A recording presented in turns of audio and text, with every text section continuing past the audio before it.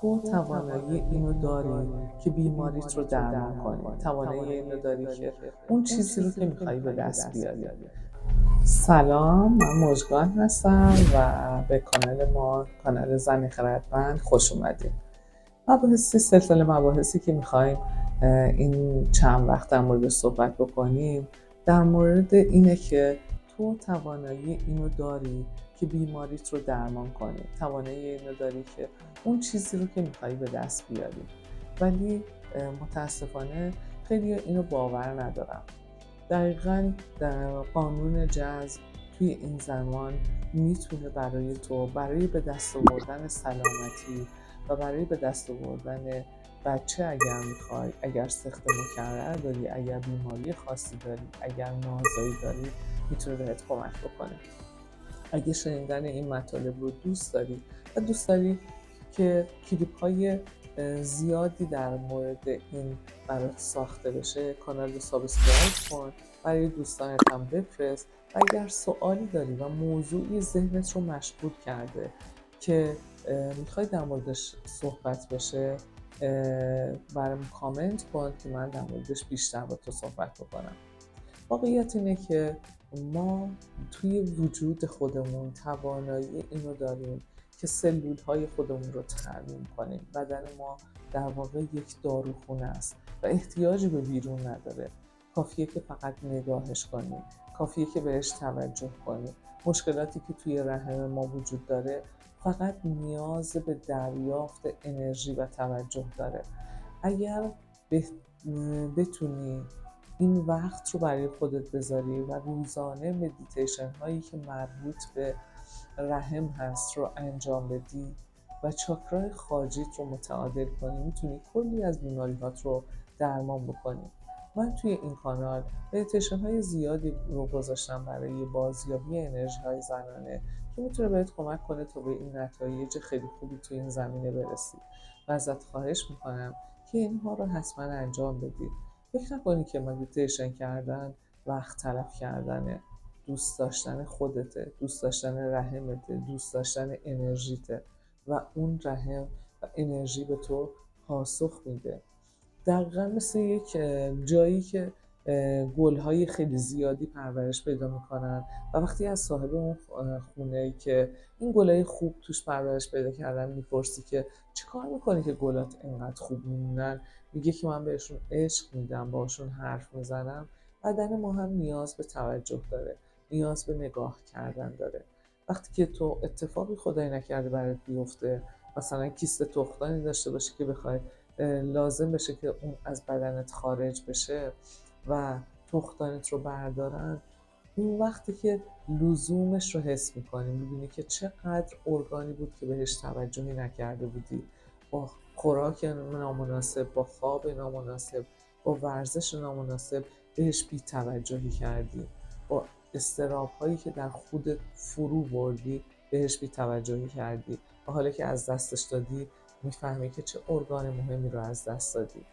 و به خاطر همینه که خیلی اهمیت داره که تو چطور فکر کنی، چجوری روی بدنت سرمایه گذاری کنی، چجوری بهش نگاه کنی.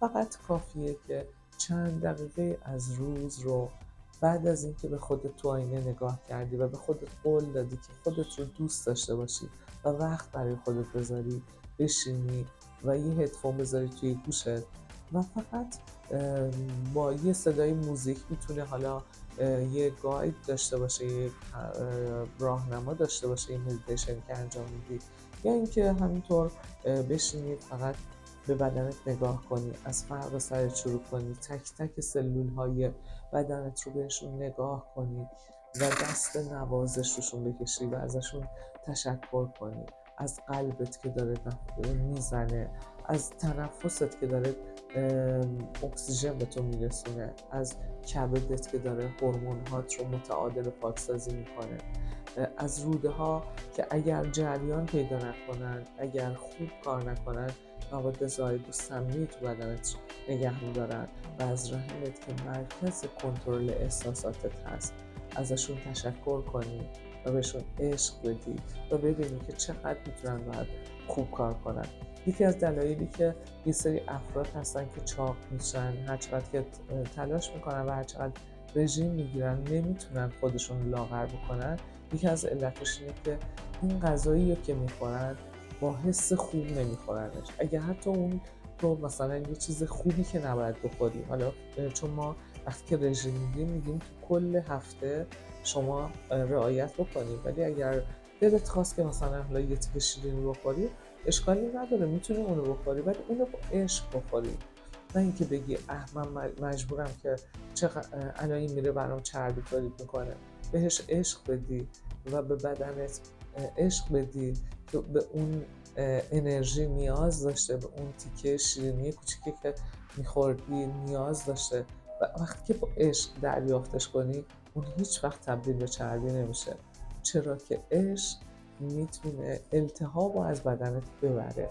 وقتی که نیروی عشق وارد بدنت میکنی، میتونه پاکسازی بکنه و التهابات بدن رو از بین ببره. وقتی هم که التهاب از بین میره، سوخت و ساز بدنت بالا میره و میتونه برای تو کار کنه. بنابراین از انرژی عشق استفاده کن، به خودت توجه کن تا ببینی بدنت چطور برات کار میکنه و چطور متعادل میشه و چطور این هورمون هایی به هم ریخته میتونن توی خدمت تو باشن. بدنت داروخونه است، ازش استفاده کن، از نیروها و انرژی های خودت استفاده کن. وقتی بیمار میشی دائم به این فکر نباش که بری فلان دکتر دارو بگیری و استفاده کنی. از خودت استفاده کن و بنابراین میتونی با این کار به خودت اونقدر عشق بدی که بدنت جرأت بیمار شدن رو دیگه نداشته باشه، به خودش اجازه نده که بیمار بشه. این روش رو امتحان کن و اگر دوست داشتی برای دیگران هم بفرست و اگر میخوای مثلا هر بار برات تازه تر بشه و مطالب جدیدتری بارگذاری بشه توی پیج، کانال رو سابسکرایب کن.